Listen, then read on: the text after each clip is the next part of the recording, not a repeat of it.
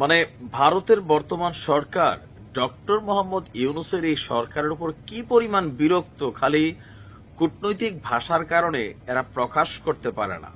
তবে এদের সিদ্ধান্তগুলো দেখা আমার কাছে মনে হচ্ছে যে হিতে বিপরীত হতে যাচ্ছে তাদের জন্য।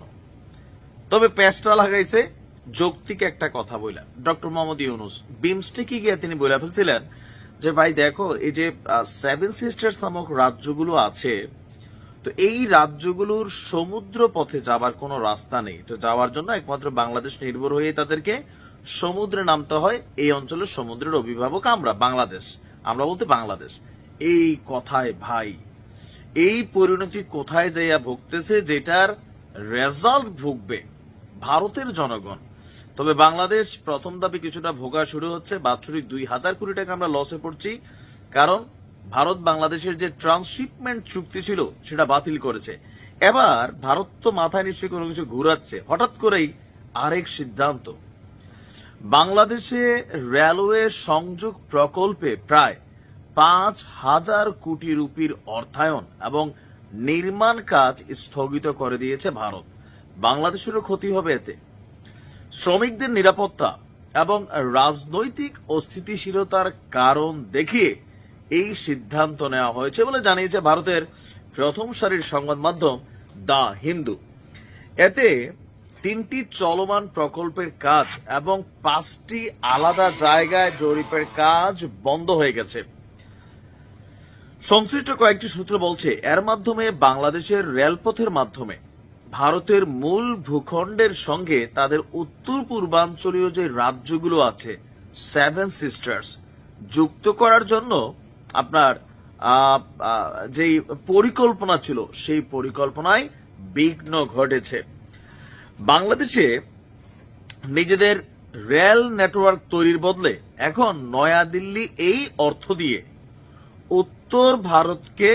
উত্তর ভারতের রেলপথ অবকাঠামোকে উন্নত করছে, এমনকি বাংলাদেশকে এড়িয়ে নেপাল ও ভুটানের মাধ্যমে মূল ভূখণ্ডের সঙ্গে সেভেন সিস্টার্সকে যুক্ত করার বিষয়টি ভাবছে দেশটি, এমনকি এখানে তাদের খরচটা অনেক গুণ বাড়বে।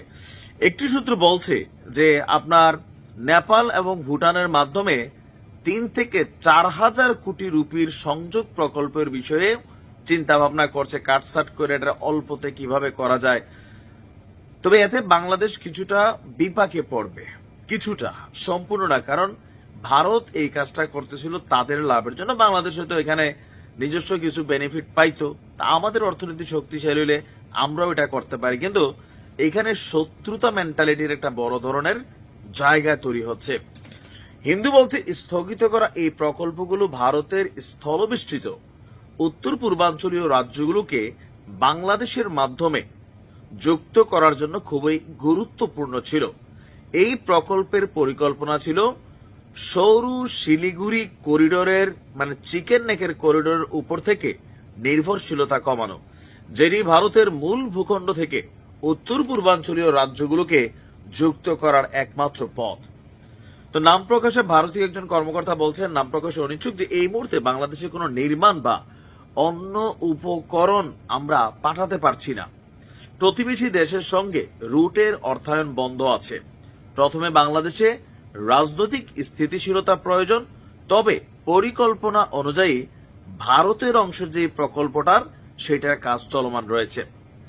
2024 সালে বাংলাদেশের সঙ্গে ভারতের বাণিজ্যিক সম্পর্কের মূল্য ছিল $12.9 বিলিয়ন। বাংলাদেশ ভারতের আঞ্চলিক অর্থনৈতিক সম্পর্কের ভিত্তি ছিল এটা।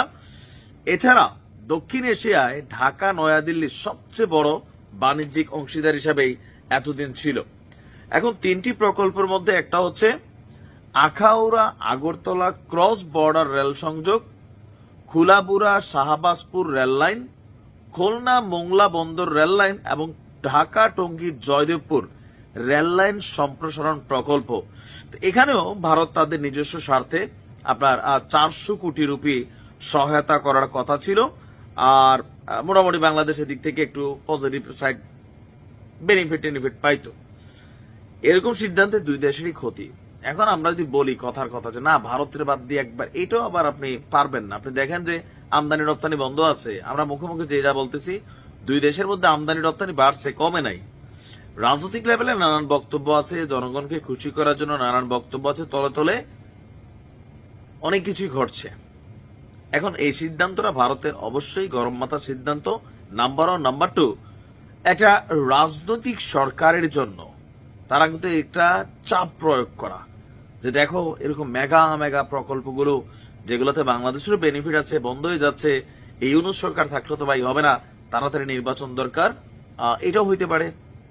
আবার রাজনৈতিক অস্থিতিশীলতা আসে, ভারতের মানুষ এখানে কাজ করতে গেলেও নিরাপত্তা সিকিউরিটি হয়তো আছে অনেক জায়গায়, সরকার ওই জায়গাতে পারফর্ম করতে পারবে না, এরকম নানান কিছু রিস্কও আছে।